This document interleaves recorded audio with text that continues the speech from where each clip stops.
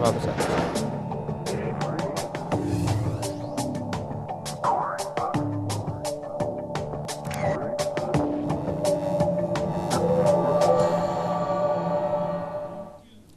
नाज़रीन, ब्रेक से पहले हम बात कर रहे थे स्लीप एपनिया के मुतालिक। आइए बातचीत का सिलसिला आगे बढ़ाएं। डॉक्टर साहब, जिस टेस्ट का तशख़ीस की खातिर आपने तस्करा किया था, जो स्लीप नैप लेना पड़ता है उनको हॉस्पिटल में आकर, ये कितना लंबा होता है? ये पूरी रात का टेस्ट होता है। आके 9-10 बजे आके स्लीप लैब में आपको हुकअप किया जाता है। फिर आप सोते हैं। सुबह जो है 5-6-7 बजे, जो भी कोशिश हम करते हैं कि 7-8 घंटे गुजारें स्लीप लैब के अंदर, और फिर सुबह जब टेस्ट ख़त्म होता है तो घर जाया जा सकता है। जी। अच्छा डॉक्टर साहब, एक दफ़ा जब ये पता चल जाता है आपको कि मामला ये है, तो फिर इलाज का क्या तरीक़ाकार होता है? Sleep apnoea, obstructive sleep apnea के ट्रीटमेंट ऑप्शंस जो मेन तीन ट्रीटमेंट ऑप्शंस हैं। ये इसमें सिवियरिटी पे डिपेंड करता है कि मर्ज़ कितनी शिद्दत का है। जो गोल्ड स्टैंडर्ड कंसिडर किया जाता है, बेहतरीन जो इलाज अभी तक स्लीप एपनिया का किया जाता है कंसिडर, वो पॉजिटिव एयरवे प्रेशर थेरेपी होती है, CPAP मशीन या BiPAP मशीन। और इसका प्रिंसिपल सिंपल है कि एक मशीन है जो आप मास्क के ज़रिए पहनते हैं, आप मास्क से कनेक्टेड होते हैं, और मशीन प्रेशर के अंडर हवा जो है ब्लो करती है। तो ये जो हवा आ रही होती है, ये सांस की नलकी को कोलैप्स नहीं होने देती, सिकुड़ने नहीं देती। इसको मतलब न्यूमेटिक स्प्लिंट जिसको कहा जाता है, स्प्लिंट के तौर पे एक्ट करती है और कोलैप्स नहीं होने देती।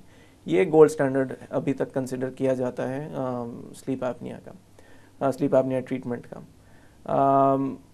दूसरी जो ट्रीटमेंट मोडालिटीज़ अवेलेबल हैं, उसमें डेंटल अप्लायंसेस, ओरल अप्लायंसेस भी होती हैं। अगर ये मामला मुंह में हो तो देखिए, अमूमन जो रुकावट होती है वो गले के अंदर होती है, और गले के डायमीटर को बड़ा करने के लिए आप जब ये डिवाइस अंदर डालते हैं तो आपके ये जो जबड़ा होता है इसको आगे कर देती है। तो जबड़ा जब आगे होगा तो ऑटोमेटिकली पीछे जो गला है वो थोड़ा खुल जाता है। ये जो एक्चुअली डिवाइस होती है, अमूमन ज़्यादातर जो स्टडीज़ हुई हैं उन्होंने दिखाया है कि पेशेंट्स ज़रा बेहतर टॉलरेट करते हैं CPAP के मुकाबले में।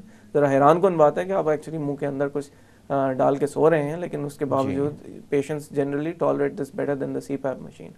इसका जो ड्रॉबैक है वो ये है कि ये ज़्यादा शिद्दत वाले स्लीप एपनिया का इलाज मुकम्मल तौर पर नहीं कर सकता। माइल्ड स्लीप एपनिया में ये करामत है, लेकिन moderate to severe sleep apnea के अंदर आपको फिर भी रेजिडुअल इवेंट्स रह जाते हैं, मतलब एयरवे कोलैप्स कंटिन्यू करता है। तो moderate to severe sleep apnea में ये रिकमेंडेड नहीं है। तीसरा जो ऑप्शन है वो सर्जरी का ऑप्शन है। अब जो सर्जरीज सबसे ज़्यादा करामत हैं इसकी ट्रीटमेंट के लिए, स्लीप एपनिया की ट्रीटमेंट के लिए, वो खासी मेजर सर्जरीज़ हैं। जो 2 मेजर सर्जरीज़ हैं, एक मैक्सिलोमैंडिबुलर एडवांसमेंट जिसको कहा जाता है, उसमें जो है आपके जो जबड़ा है उसको उसके अंदर खुद से डॉक्टर सर्जन जो फ्रैक्चर करेगा, और फ्रैक्चर वाली जगह पे दोनों साइडों पे स्क्रूज या प्लेट्स डाल के जबड़े को आगे किया जाता है, नीचे भी ऊपर भी, जिसकी वजह से पीछे का एयरवे दोबारा खुल जाएगा। तकरीबन 1 सेंटीमीटर या उससे ज़्यादा भी कुछ केसेस में एयरवे खुल जाता है। ये काफ़ी मतलब काफ़ी अफाका आता है इससे, लेकिन जैसे मैंने कहा मेजर सर्जरी है। दूसरी जो डेफिनेटिव थेरेपी है कि मतलब बिल्कुल ख़त्म हो जाता है जैसे स्लीप एपनिया, वो है ट्रेकियोस्टमी का प्रोसीजर। इसके अंदर गले के अंदर यहाँ नीचे एक सुराख बनाया जाता है और नलकी यहाँ पर डाल दी जाती है, क्योंकि जो आपकी ऑब्स्ट्रक्शन होती है, जो रुकावट होती है स्लीप एपनिया में, वो ऊपर वाले एरिया में होती है, वोकल कॉर्ड से ऊपर होती है। उसके नीचे जो है अगर आप होल बना दिया और तो आप पूरा वो ऊपर वाला सेगमेंट बाईपास कर चुके होते हैं। तो इस तरह डेफिनेटिव थेरेपी ये हो जाती है। लेकिन और भी सर्जरीज अवेलेबल हैं जिसमें, लेकिन ये भी एक मेजर सर्जरी है, ये लास्ट रिजोर्ट सर्जरी है, क्योंकि फिर इसमें देखें आप एक नलकी के साथ सारी ज़िंदगी आप रह रहे हैं, निगलने में मसला हो सकता है, इसके साथ इन्फेक्शंस के चांसेस बढ़ जाते हैं, इन्फेक्शन का भी थोड़ा रिस्क है। तो ये जो है हम जब और कुछ भी नहीं काम कर पाया और पेशेंट की ज़िंदगी ख़तरे में है, तब ये सर्जरी की जाती है। दूसरी जो मैं आपको सर्जरीज का कह रहा था, माइनर सर्जरीज जो होती हैं जिसमें UPPP जिसको कहा जाता है, यूवुलोपैलेटोफैरिंजियोप्लास्टी, और नाक नेज़ल सर्जरीज हैं वो शामिल हैं, लेकिन वो इतनी कारामद नहीं होती। CPAP उनसे बेहतर है, काफ़ी बेहतर है। इसके अलावा कुछ एडजंक्टिव थेरेपीज़ होती हैं, एडिशनल इजाफी जो इक़दामात हैं, वो हर एक में रेकमेंडेड है। उसके अंदर वज़न कम करना ये रेकमेंडेड है। दूसरा कुछ एहतियात बरतने की भी चीज़ें होती हैं, जिसके अंदर स्लीपिंग पिल्स अवॉइड करना, क्योंकि स्लीपिंग पिल्स लेने से एक्चुअली आपकी एयरवे टोन और कम होती है, स्लीप एपनिया वर्सन हो जाता है। अल्कोहल भी इसके अंदर आ जाता है। यानी ये चीज़ें एक नेगेटिव इफेक्ट रखती हैं, नेगेटिव इफेक्ट रखती हैं और स्लीप एपनिया को वर्सन कर देंगी, तो अवॉइड करने की रिकमेंडेशन है। दूसरा कि अगर नींद आ रही है तो ड्राइव करने से अवॉइड करें, ड्राइव करना अवॉइड करें। ऐसी activities, heavy machinery for example अगर आप यूज़ कर रहे हैं वो ना करें, क्योंकि हादसे का खदशा ज़्यादा। सर्जिकल प्रोसीजर्स जो आपने बयान किए वो काफ़ी ड्रास्टिक थे। जी हाँ, मेरे ख्याल से आपने ख़ुद भी कहा कि लास्ट रिजॉर्ट के तौर पर यूज़ किए जाते हैं। तो कितनी शिद्दत के बाद मर्ज़ की इनकी तरफ जाना पड़ता है, या कौन से ऐसे लोग हैं जिनके अंदर बाकी जो थेरापीज़ आपने जिनका तस्करा किया, या जैसे CPAP मशीन है उसके ज़रिए मामला हल हो जाता है? CPAP मशीन जो है वो तकरीबन हर शिद्दत के मर्ज़ को ट्रीट कर सकती है। Very very severe sleep apnoea या सिग्निफिकेंट फेशियल डिफॉर्मिटीज़ जिनके अंदर हों, उनके अंदर पॉसिबल है कि आपने मशीन का भी एक लिमिट होती है जी, कि आप मैक्सिमम प्रेशर पे पहुंच गए। बाईपैप भी आपने ट्राई कर लिया है, जो कि ज़्यादा एडवांस मशीन है CPAP के मुकाबले में, उसकी भी लिमिट पे पहुंच गए, लेकिन फिर भी कुछ इवेंट्स आपको नज़र आ रहे हैं। उस सूरत में फिर ये ज़्यादा मेजर सर्जरीज़ की तरफ जा सकते हैं।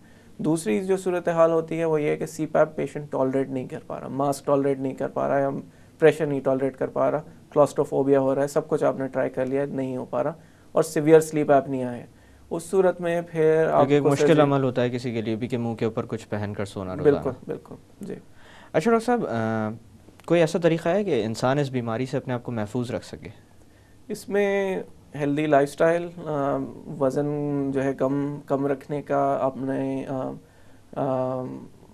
फ़िज़िकल एक्टिविटी रखने का, डाइट वॉच करने का, ओबेसिटी, देखें मोटापे ओवरवेट होने के साथ बहुत सारे मसाइल हो सकते हैं, सिर्फ स्लीप एपनिया नहीं होता, उसमें आपको मालूम है blood sugar, diabetes, insulin resistant hypercholesterolemia, hypertension, ये सब कुछ शामिल है उसके अंदर। तो वेट इसमें बहुत इंपॉर्टेंट है। मेन जो प्रिवेंशन का होगा वो यही होगा कि वेट आप रिड्यूस करें। जी, रिड्यूस करें, बिल्कुल। अच्छा डॉक्टर साहब, कोई अद्वियात भी ऐसी हो सकती हैं जिनकी बिना पर ये बीमारी सामने आए, ड्रग इंटरेक्शंस के तौर पर? मैं माफ़ी चाहता हूँ, सही तरह से मतलब sleep apnea induced by medication. जी जी। देखिए, स्लीप एपनिया की टेंडेंसी या स्लीप एपनिया वर्सन किया जा सकता है मेडिकेशंस की वजह से, लेकिन मतलब नॉर्मल पर्सन के अंदर कम्प्लीटली स्लीप एपनिया इंड्यूस करना मेडिसिन से, ये मतलब काफ़ी I think would be extremely rare. इसमें जो है मेनली सेडेटिव्स, अल्कोहल जो मैंने पहले मेंशन किए थे कि नींद की दवाई जो होती है, बेंजोडाइज़ेपिन्स इसमें आ जाती हैं, अल्कोहल इसमें आ जाता है, ये आपका स्लीप एपनिया वर्सन कर सकता है। दो वजूहत होती हैं इसमें, एक तो ये कि आपके एयर में मसल टोन कम करता है, दूसरा आपके जो अराउजल थ्रेशोल्ड है, मतलब जो आपका दिमाग नॉर्मली जिस स्टेज पे जाग जाएगा सांस की नलकी को खोलने के लिए, वो इन अद्वियात के साथ या इन केमिकल्स के साथ, अल्कोहल के साथ उस स्टेज पे उठेगा नहीं। और ये जो आपका इवेंट है, ये आपका ऑक्सीजन ड्रॉप हो रही है या सांस बंद हो रही है, लाइफ सेविंग इवेंट है ये, और जी बिल्कुल, ये और ज़्यादा लंबा चलेगा। तो जब लंबा चलेगा तो उसके कॉन्सिक्वेंसेस ज़्यादा होंगे, हार्ट के ऊपर स्ट्रेन ज़्यादा पड़ेगा, सर्कुलेशन पे स्ट्रेन ज़्यादा पड़ेगा।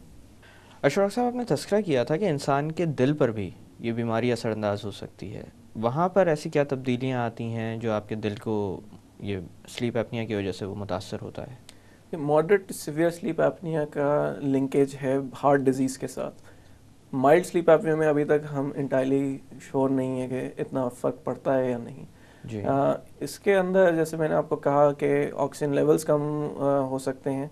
दूसरा, जिस्म के अंदर सिंपैथेटिक नर्वस सिस्टम होता है, जो फाइट एंड फ्लाइट मोड पे एक्टिवेट होता है। बिल्कुल वही चीज़।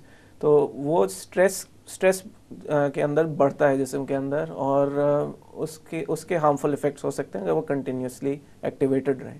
और स्लीप एपनिया के अंदर एक्चुअली जो रात में ये 2-3 दफ़ा एक्टिवेट होता है? बिल्कुल, ये 2-3 दफ़ा नहीं बल्कि मतलब जो माइल्ड स्लीप एपनिया होता है उसमें 5 इवेंट्स पर आवर एटलीस्ट हो रहे होते हैं, 5 to 15 events per hour. Moderate के अंदर 15 to 30, सीवियर के अंदर 30 एंड अबव।